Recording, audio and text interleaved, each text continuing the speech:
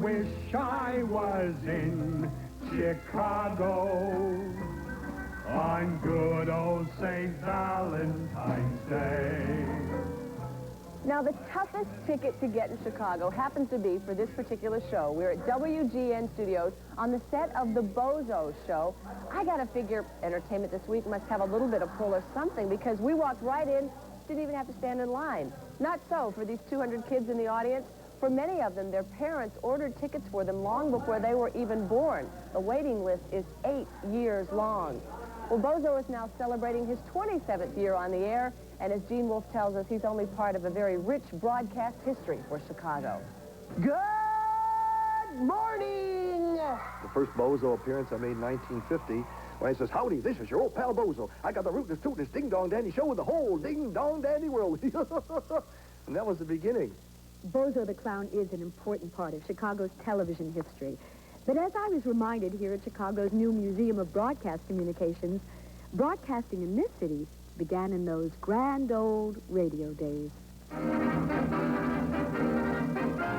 here is your Toastmaster of the Breakfast Club, Don McNeil. Good morning, everybody. Good morning. Chicago pioneered radio with programs that appealed to the entire family. How does me hair look, dearie? Oh, now, Molly, you shouldn't ought to have done that. It's adventure time with Awesome Annie. 3 rings on the party line. That means it's time for Lum and Abner. There was action, Jack Armstrong! Jack Armstrong, the all-American boy. excitement, Captain Midnight. drama, The Guiding Light. and even Amos and Andy originated in Chicago. Who scared me? Ha, ha, ha. But the broadcasters of Chicago did see plenty of opportunity when the era of television began.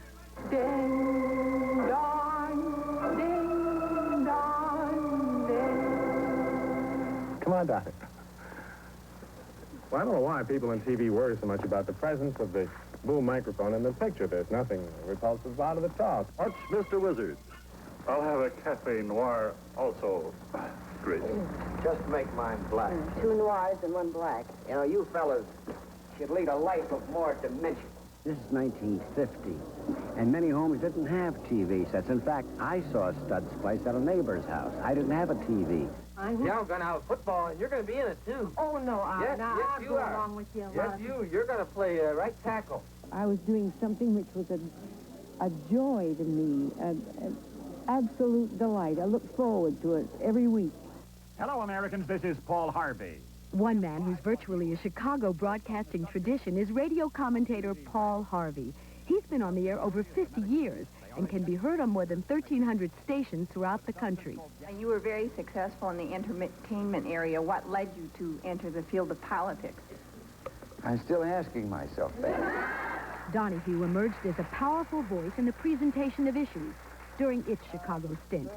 When we moved to Chicago, all this new excitement of the new town, the new environment, energized us.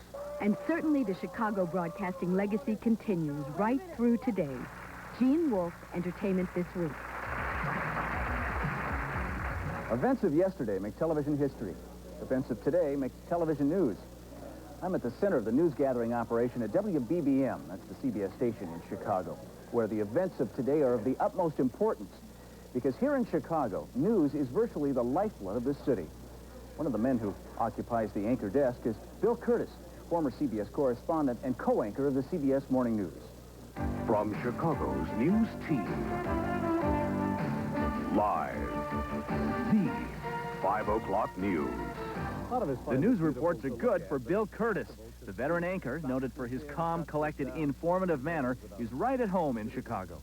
Fog, miserable, damp drizzle continue to slow down the Chicago area tonight just as they have. Kurtis had co-anchored the CBS Morning News from 1982 to 1985 with Diane Sawyer and then Phyllis George.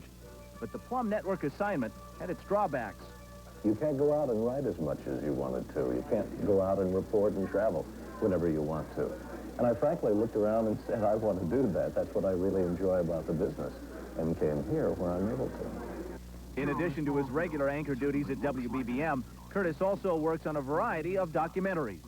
I've just come back from Chernobyl, I've been to Peru twice. We'll start into a lengthy series of documentaries on cancer. We'll go back to Vietnam. I think the healthy journalistic atmosphere enables us to try harder to reach out for stories that Chicagoans will relate to. And his own feelings about returning to Chicago broadcasting? I didn't have any second thoughts because I had been through the crucible, which was the CBS Morning News. And I was ready to take it rather calmly, and sure enough, things have turned out nicely. You know, since we've been here in Chicago, we keep hearing about the Loop, and I figure, well, they're talking about the elevated train that circles the city, right? Not only that, but about a new radio station called WLUP. In less than a year, it's become the most talked about station in town because evidently anything can and does happen on the air. This is the out-of-control room.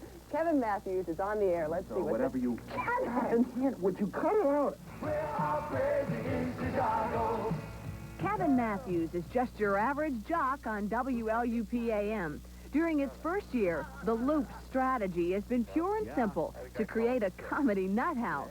Matthews' specialty? Voices. Yes, I am. From Sammy Davis Jr. Isabel, What? how are you? I'm fine. I don't forget This- you're doing something. No, this is Sammy Davis Jr. To Pee Wee Herman. And south of Montgomery, there's a really nice traffic accident. There's a rollover. The craziness begins each morning at the Loop with Jonathan Brandmeier, who broadcasts over both WLUP-AM and FM. Brandmeier likes to start his day with Celebrity Wake Up, some rather untimely calls to the hotel rooms of visiting stars. Rogers. We woke Kenny Rogers up. Yeah, well, you've actually woken me up, so I hope that makes you feel good. It's not brain surgery. It's a morning show. You get up, hey, you know, how about those darn Cubs? You know, how you just try to feel the pulse of the city. You try to feel out what they're talking about, and you have fun with it. Part of having fun means meeting his listeners face to face. Jim McMahon just got out of the steam bath. He fell asleep in the steam bath. Or broadcasting on location all the way from the streets of New York in his underwear. In the afternoons, a couple of legendary radio bad boys, Steve Dahl and Gary Meyer, hold forth with their highly rated and highly irreverent talk show. I've seen cassava melons that are more attractive than his head. We've been quoted as saying, this is high school with money at the Loop. We have the opportunity to do whatever it is we want. If we fail, we're going to fail. If we're successful, we will show all over the country that we can revitalize the AM dial. Is the Loop bringing listeners back to AM? You bet. I dig what you do, and you are the best. Oh, you're the best. And I'll see you at the Chicago Theater. Oh, would that be good? Thank you. I've got to run. I'll Bye, Sammy. The tickets. Bye, Isabel. Bye-bye. Hold on. Oh, bye.